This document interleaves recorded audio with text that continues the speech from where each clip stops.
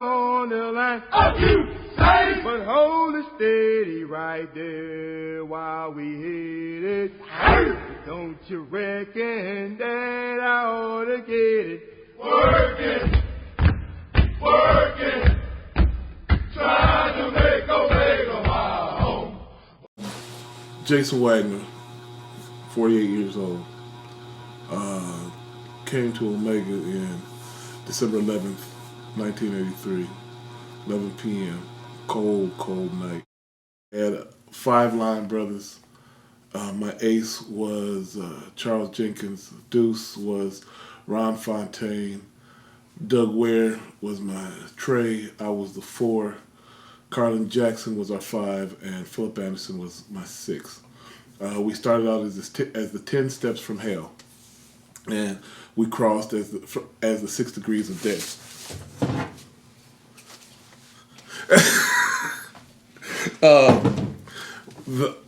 What brought me to Omega? I worked. My mother was a Delta, and I kind of knew some Qs that were older, a few Noops. But what brought me was there was a brother, 77, Tall Ada, out of Drake University, brother. He was the assistant superintendent for Des Moines Parks and Recreation. One summer, when I was transferring from JUCO to University of Northern Iowa, it had to be probably the second worst summer that I'd ever experienced. And mother got ill, crazy things happened. But this one brother, Sylvester Hughes, made sure I had a job, got me a job, put some money in my pocket, just because he knew me, knew my mom, and just made it cool. And then towards the end of the summer, I was working for Des Moines Parks and Rec in a neighborhood park. He always came and checked on me, always made sure everything was straight, made sure everything was cool with my supervisor. But he would always come and hang out. And he was older. He was like 40 when I was 23. He had been in the Navy, yada, yada, yada. But he he was cool, really cool with me. Just looked out for me. And then started introducing me to guys my age. And there was one guy that I grew up with. I've known him forever. His name was Bill Edwards. Don't remember not knowing Bill. That's how far back we go. But these guys were, they were just when they got together, it was loud, wild, but they were real arrogant and confident and strong and all of this stuff that, a 21-year-old kid likes. And then to see them do stuff in the community, they came up to our park and would do recreational activities with the kids. They, at that time, we went that summer and did some stuff with the older people in the community. And they were just, as I got to know them, I started realizing these guys were leaders at their jobs. Assistant director of the Des Moines Parks and Rec. Gil Spears was vice president of Meredith Publishing. And as wild as they were when we were hanging out, when they came down to taking care of business, they all had these real prestigious jobs. A few of them had a prestigious job and a side business involved with their church, and just real leaders in the community, and very, very centered. Most Omega men are the extreme of both ends, but it was bizarre to see guys who you meet them out in a club or in the street when they're all hanging out, you're thinking, wow, okay. And then you see them at work, and it's Mr. Gill, it's Mr. Hughes. And these are from folks that I was calling Mr. And I kind of like that. And then as I started knowing the college-age guys, they were even more, or quote-unquote, atypical Omegas. But then they were all doing extremely well in school. And so when I had the opportunity to pledge at University of Northern Iowa, I got on it. And what I found was that I found myself. I ended up being the student of the Ethnic Minority Student Association more commonly known as BSA. And we were the first black fraternity on the campus of the University of Northern Iowa. And I was the vice boss, I was the vice president of our chapter. And that turned into the guys that we made becoming involved in student government. We got involved politically, we campaigned, and I really liked that kind of stuff. And I didn't realize it at the time that, I was hanging out with my guys. We were doing good so that we could still be able to clown and not get harassed too much by the folks that were there.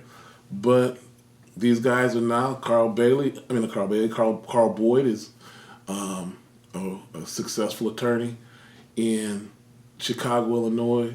Nate Cosley, he's an international lawyer. These are all guys that, I stepped with, I clowned with, and when, it's just, as I watched them grow, we all grew together. I was just amazed at how well they've done, we've done. But the thing at the core of Omega Psi Phi to me is the friendship. Moving here to Lincoln, Nebraska 12 years ago, there was no chapter. There were about 9 or 10 Omega men here from different states, different chapters. We formed and applied and for a chapter and brought forth Delta Gamma Gamma. We were in 2004, August 21st, 2004, we started Delta Gamma Gamma. Prior to that, we'd all been members of Beta Upsilon up in Omaha.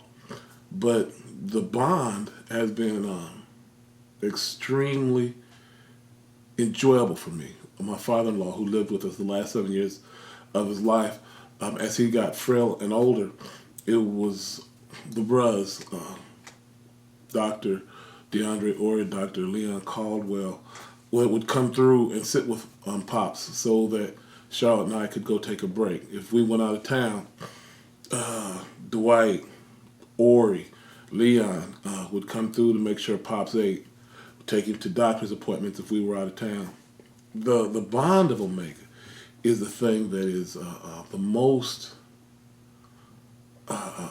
attractive and the strongest part of the fraternity. We are the most diverse group of men. I mean, we've got members that cover the gambit of behavior and intellect. You name it, we've got it. And it's amazing because you see that even in this small chapter of Delta Gamma Gamma. However, the same group of fellas that might frighten you in our folly will definitely have your back, support you, encourage you, and even lead you. It's what my wife calls it, the Dr. Jekyll and Mr. Hyde syndrome of Omega Psi Phi, because we cover the gambit, and I like that a lot.